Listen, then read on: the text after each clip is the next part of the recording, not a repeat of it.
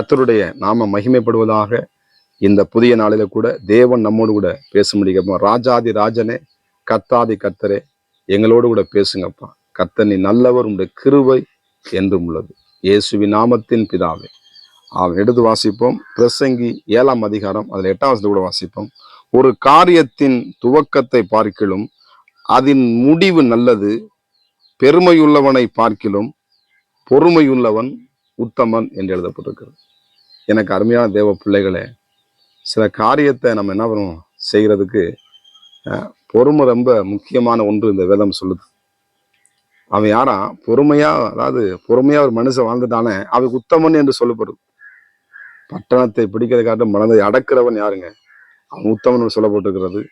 நிறைய இடத்துல உண்மையில மனுஷன் பரிபூர்ண ஆசீர்வாதம் சொல்லப்பட்டிருக்குது. ஆனா இந்த இடத்துல யார் உத்தமன் சொல்லுது பைபிள்?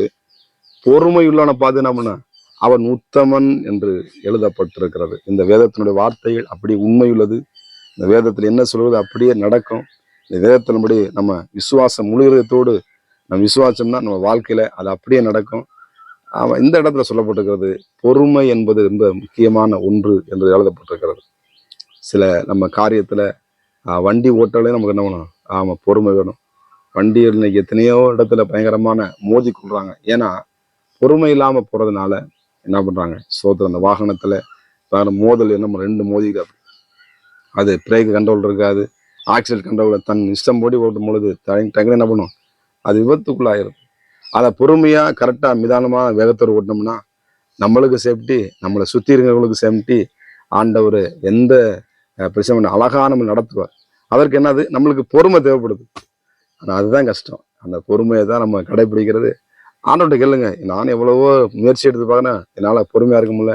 என் கணவர்கிட்ட சொல்றேன், இந்த பொறுமையா இருக்க மாட்டாங்க. மனைவிட்ட சொல்றேன், பொறுமையா இருக்க மாட்டாங்க. பிள்ளைகிட்ட சொன்னேன், இதை பொறுமையா செயல்பட மாட்டான் அப்படின்னு சொல்லி ஒருவேளை நீங்க கலை கொண்டு இருக்கிறான். ஆண்டவர்கிட்ட கேளுங்க. இந்த காரியத்துக்கு ஜெபம் பண்ணுங்க. ஏசப்பா, நான் பொறுமையா எனக்கு உதவி செய்யுங்க. நான் பொறுமையோட சில காரியத்தை செய்யறதுக்கு உதவி செய்யுங்க. நான் பொறுமை இல்லாம சில காரியத்தை என்ன பண்றேன்? விட்டுறேன். அதனால சில ஆசீர்வாதத்தை என் வாழ்க்கையில தடைப்பட்டு போகிறது அப்படின்னு சொல்லி ஆண்டவர்கிட்ட ஜெபம் பண்ணுங்க. நிச்சயமா இந்த பொறுமை தேவன் தருவார். அவர் கேட்கறத நிச்சயமா தருவார். ஸ்தோத்திரம். ஏன்னா ஆபிரகாம் இந்த வேதத்துல போட்டிருக்கு. 6:14 போட்டிருக்கு. ஸ்தோத்திரம். என்ன பண்ணான்? பொறுமையோடு கூட இருந்து தேவனுடைய வாக்கு தத்தத்தை அவன் பெற்றான். என்ன? நான் உன் நிச்சயமா ஆசீர்வதித்து உன்னை பெருக பண்ணுவேன். எத்தனையோ நாட்கள் எடுத்தது, எத்தனையோ நேரங்கள் எடுத்தது, எத்தனையோ ஆண்டுகள் எடுத்தது. ஆனாலும் அவன் தாமதித்து அவன் பொறுமையாய் காத்திருந்த பொழுது கர்த்தருக்கு ஸ்தோத்திரம், அவன் வாழ்க்கையில ஆசீர்வாதத்தை பார்க்க முடிகிறது. நாமும் கூட நம்முடைய வாழ்க்கையில சில ஆசீர்வாதத்தை காண வேண்டும். நம்ம அவசரப்பட விட பொறுமையா இருக்கும் பொழுது நிச்சயமாய் நமக்குரிய தேவன் நமக்குரிய ஆசீர்வாதத்தை நமக்கு தான் வச்சிருப்பாரு. யாருக்கு நம்ப மாட்டாரு. நமக்குரியது ஆசீர்வாதம் நமக்கு தான். யோனாவை கொண்டு கர்த்தரை பயன்படுத்தினா யோனாவை கொண்டு பயன்படுத்துவான். கர்த்தர் உங்களை கொண்டு குடும்பத்துல பயன்படுத்த உங்களை கொண்டுதான் கர்த்தர் செய்வார். நீங்க தான் அந்த காரியத்தை செய்யணும்னா அது நடக்க மாட்டேதே, அது அப்படி ஆக மாட்டேதான் சொல்லிட்டு வேதனைப்படக்கூடாது.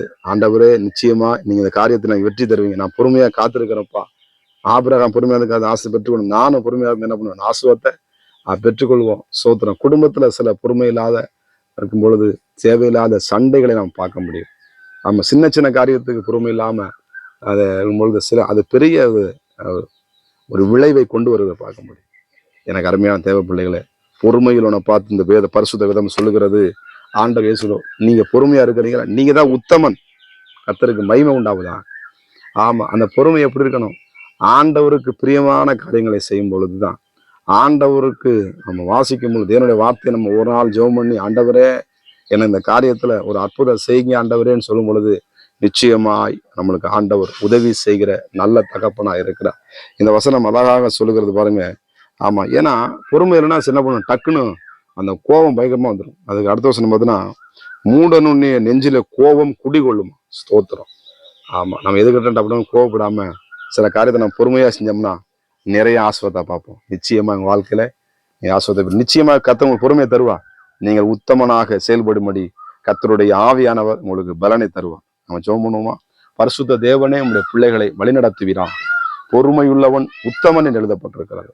ஆண்டவரே, பொறுமையா இருந்த பிள்ளைகள் அந்த வெற்றி இலக்கை அடைய பிள்ளைகளுக்கு உதவி செய்வீராக. இந்த வீடியோவை பார்த்து கொண்டிருக்கிற சிறியவர்கள் பெரியவர்கள் யாராயிருந்தாலும் கர்த்தருடைய வல்லமையின் ஆண்டவரே பிரசன்னுடைய பிள்ளைகளை மூடுவதாக இயேசுவின் நாமத்தின் பிதாவே ஆமென். God bless you. கர்த்தர் உங்களை ஆசீர்வதிப்பாராக.